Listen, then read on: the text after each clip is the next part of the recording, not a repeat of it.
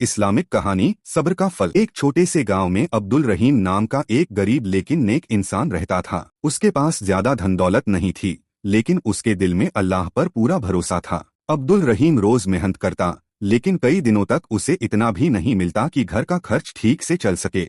उसकी पत्नी और बच्चे अक्सर भूखे सो जाते, फिर भी वह हर नमाज के बाद यही दुआ करता, ऐ मेरे रब, मैं तेरी मर्जी पर राजी हूँ, तू मेरे लिए बेहतर रास्ता खोल दे। गांव के कुछ लोग उसका मजाक उड़ाते थे। वे कहते, इतनी इबादत से क्या फायदा, अगर अल्लाह तुम्हें चाहता तो तुम्हें अमीर बना देता। लेकिन अब्दुल रहीम मुस्कुराकर कहता, अल्लाह अपने बंदों को आजमाता है और सब्र करने वालों के लिए बेहतर इनाम रखता है। एक दिन बहुत तेज बारिश हो रही थी। अब्दुल रहीम काम की तलाश में निकला, मगर पूरा दिन गुजर गया और उसे कोई काम नहीं मिला। वह मायूस होकर लौट रहा था कि रास्ते में उसे एक थैली मिली। जब उसने थैली खोली तो उसमें सोने के सिक्के थे। कुछ पल के लिए उसके मन में ख्याल आया, अगर ये पैसे मैं रख लूं तो मेरे बच्चों की भूख मिट जाएगी। लेकिन अगले ही पल उसे याद आया कि हराम का माल बरकत नहीं लाता। उसने फैसला किया कि वह थैली उसके मालिक को लौटाएगा। वह गांव में पूछता पूछता एक अमीर व्यापारी के घर पहुंचा।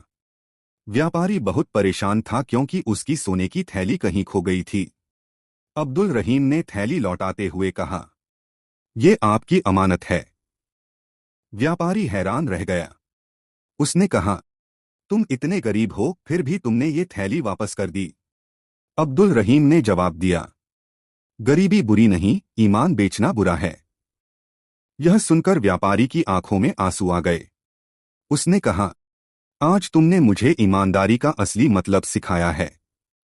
आज से तुम मेरे कारोबार के साझेदार हो। धीरे धीरे अब्दुल रहीम की जिंदगी बदलने लगी। उसका घर खुशियों से भर गया।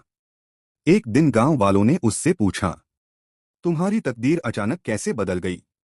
अब्दुल रहीम ने मुस्कुराकर कहा, जब इंसान मुश्किल में भी सब्र और ईमानदारी नहीं छोड़ता, तब अल्लाह उसकी मदद ऐसे करता है जिसकी वह कल्पना भी नहीं कर सकता।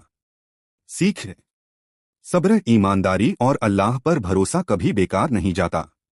मुश्किलें आती हैं, लेकिन जो इंसान सच्चाई पर कायम रहता है, अल्लाह उसके लिए बेहतर रास्ता